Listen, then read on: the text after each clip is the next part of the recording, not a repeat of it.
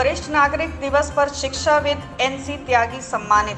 21 अगस्त विश्व वरिष्ठ नागरिक दिवस के अवसर पर योग विज्ञान संस्थान की शाहजहांपुर जिला इकाई द्वारा समाज को मार्गदर्शन देने योगमय जीवन जीने वाले नगर शिक्षा अधिकारी के पद से सेवानिवृत्त होने वाले 85 वर्षीय ओम नारायण सक्सेना और IOFS अधिकारी पद से सेवानिवृत्त हुए 67 वर्षीय नरेश चंद्र त्यागी को सम्मानित किया गया। ज्ञातव्य हो कि यह दोनों बुजुर्ग नियमित योग साधना करके अपने आप को ऊर्जावान और स्वस्थ रखे हुए हैं और सामाजिक और रचनात्मक क्षेत्रों में सक्रिय व मार्गदर्शक भूमिका का निर्वहन कर रहे हैं। दोनों को अंग वस्त्र और स्मृति चिन्ह प्रदान किए गए। गौरतलब है कि एनसी त्यागी भौतिक विज्ञान के चर्चित प्रवक्ता एवं रक्षा मंत्रालय से निप्रधानाचार्य हैं। शिक्षा के क्षेत्र में आपका नाम बहुत आदर के साथ लिया जाता है। इस अवसर पर संस्थान के जिला प्रधान डॉक्टर अवधेश मणि त्रिपाठी ने कहा कि संतुलित आहार विहार व नियमित योग साधना बुजुर्गों को निरोगी और बेहतर स्वास्थ्य प्रदान कर सकती है।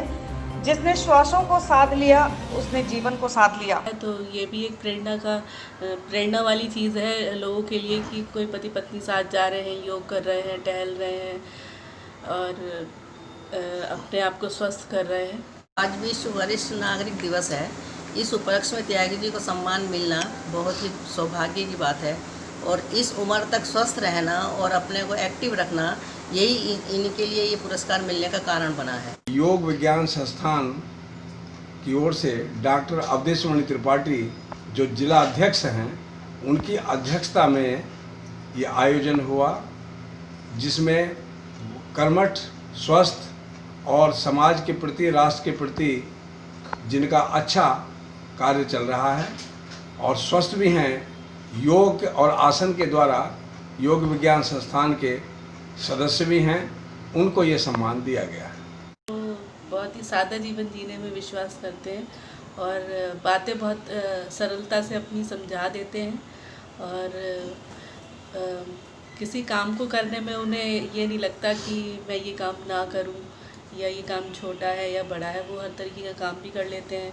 सबसे पहला जो कार्य है हमारा वो अपने शरीर को स्वस्थ रखना है। ये स्वस्थ रखने के लिए योग और आसन इनकी मदद से ही हम स्वस्थ रख सकते हैं।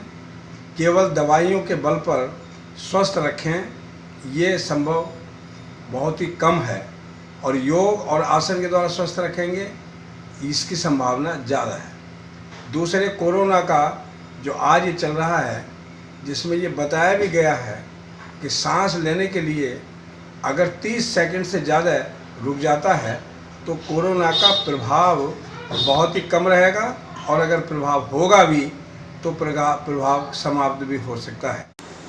योग तो अपने स्वास्थ्य को स्वस्थ रखने के लिए बहुत अच्छा है ही है।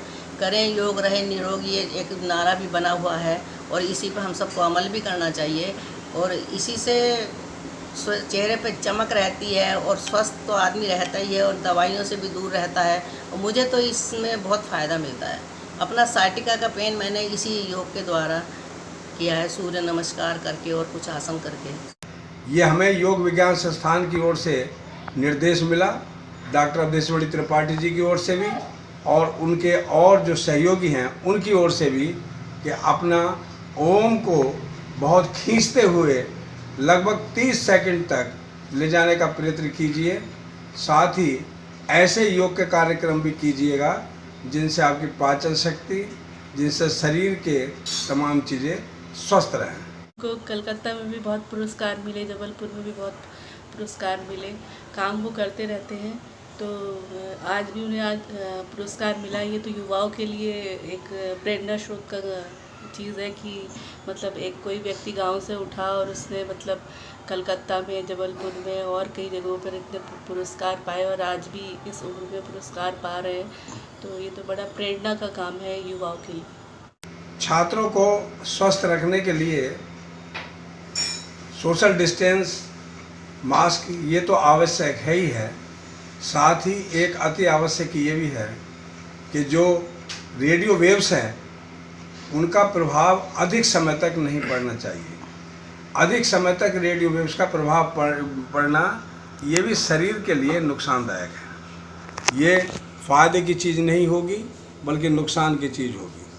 तो प्रयोग तो करें, मगर मोबाइल या लैपटॉप जिनमें रेडियो वेव्स का संचार होता है उनको एक सीमा तक करें, उनको अधिक सीमा तक करना भी उचित नहीं है।